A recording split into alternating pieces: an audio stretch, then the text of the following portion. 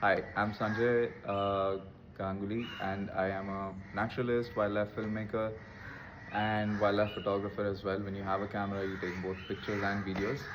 But through my work, I mainly strive to bring a lot of interesting stories to the audience, to the youth, and to the entire public. That's because I feel all of our lives are right now focused on the mainstream of making money and finding some sort of peace in the city, etc. But we are slowly beginning to realize that that is not it. We all want a little vacation, a little holiday outside in nature. But why not change that entire mindset into giving nature the priority that it deserves? And I think these stories are a good connection to create between our lives and what's out there so that uh, everyone is slightly motivated to make nature a priority in their life. That's it. And what would you tell the general public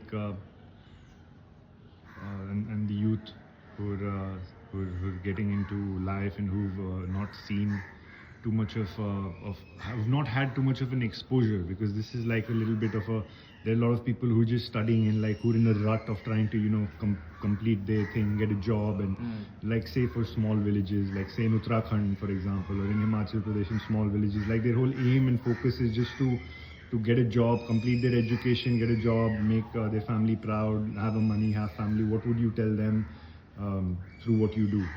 I think that's a very cool question because the answer to this, I have a slightly newer perspective. Not the same old thing that people would suggest, oh, don't go after money and, find the life in nature. That's not really practical, which is why that advice hasn't worked for all these years.